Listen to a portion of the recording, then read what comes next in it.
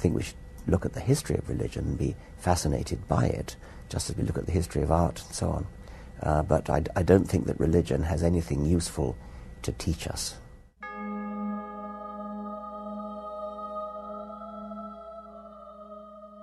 One of the main reasons why people are religious is because they're persuaded by the apparent design of living things. And that's completely destroyed by Darwin. If you actually read any book by a biologist about evolution, it's hard to see how you could fail to be persuaded of it. I mean, the evidence is just absolutely pat. There's no doubt about it. It's not a controversial issue. It's completely certain. It's as certain as the fact that the Earth and the other planets orbit the Sun. More than 40% of the American population, if opinion polls are to be believed, think that the world is less than 10,000 years old. And that's a shocking figure. It shows deep, profound ignorance. It sounds very laudable to teach the controversy, to teach both theories, but there aren't two theories. There's only one theory around. There's only one game in town as far as serious science is concerned. Of course, you get negative reactions from creationists, but who cares about creationists? They don't know anything.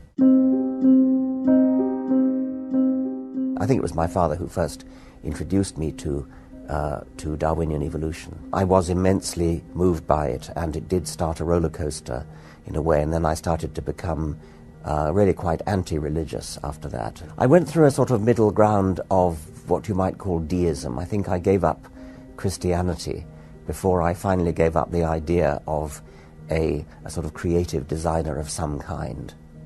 Darwin made it possible to be an intellectually fulfilled atheist. Before that, you could be an atheist. Hume was, for example, but it was quite difficult because you had no good explanation for why living things look so well designed. Darwin provided that. There are other reasons for being religious, like moral reasons, or people sometimes feel they have a personal relationship with God or with Jesus or with Muhammad or whatever it is. And that kind of reason for being religious would not in itself be undermined by Darwinism, but it's quite wrong to believe that science reduces humanity, that science somehow gives you a bleak, cold, empty, barren view of the universe and of life. Quite the contrary. Science is enriching and fulfilling.